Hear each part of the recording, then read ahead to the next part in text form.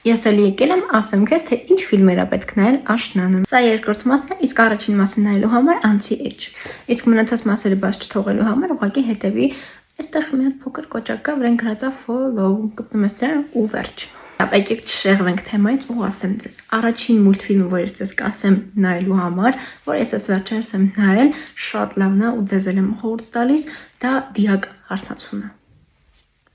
Մուլտֆիլմը մոտավորապես ասեմ ինչի մասին է, Վիկտոր անունով երիտասարդն շատ պատահական խոստում է տալիս ամուսնության, խոստում է տալիս մեռած հարսացուին ու շատ պատահաբար հայտնվում է մեռյալների աշխարհում։ Միաժամանակ տխուր է, միաժամանակ ուրախ է, միաժամանակ sense հավես պարային հատվածներ ունի իր մեջ։ Երկրորդ ֆիլմը, որ ձեզ խորհուրդ եմ տալիս, դա Little Woman-ն է, շատ լավ ֆիլմ է, շատ հավես sense աղջկական ֆիլմ է իրականում, ասեմ ձեզ ինչի մասին է ֆիլմը։ Ֆիլմը 4 քույրերի մասին է, որոնք ամեն մեկը ունեն իրենց երազանքները ու բոլորը ձգտում են իրենց երազանքների համար։ Եթե ունեք երազանքներ, վստահ եմ ձեզ կհետաքրքրի։ Վերջը չեմ պատմում ֆիլմի, որ հետաքրքրի նայեք ավելի, այնպես որ գնացեք նայեք։ Այս ընթացքում ես չեմ մոռանում նորից ձեզ կոշացնել, որ դուք հետևեք իմ ալիքին նման լավ ֆիլմերը բաց չթողելու համար։ Երրորդ ֆիլմը, որ ես ձեզ հիմա կասեմ, իմ ամենասիրելի ֆիլմերից է, որը ես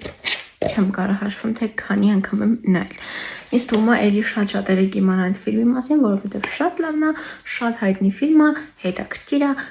Իմիջիայել հեսա երրորդն է դուրս գալիս։ Ուրեմն ֆիլմը արքայադստեր մասին է, վերնագիրը կոչվում է Արքայադստեր օրագիրը։ Ինքը Միայի մասին է, ով դպրոցական սովորական աղջիկ է լինում, մի քիչ ճնշված իր տեսքի արտաքինի պատճառով, շատ պատահական հայտնվում է իր տատիկը, ով ինքը Ջենովիայի թագուհին է, ու ասում է, որ այդ աղջիկը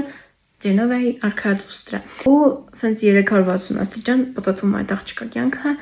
ու այդտեղից սկսվում է ամենահետաքրքիրը։ Այնպես որ դա էլ անպայման նայեք, շատ լավն է, եթե նայել եք կոմենտներում գրեք, որ իմանամ։ Դե ինչ, այսօր այսքանն էին, բայց դու չմոռանաս follow լինես, որ հաջորդն էլ իմանաս, որ ֆիլմերը պետք է նայես անպայման։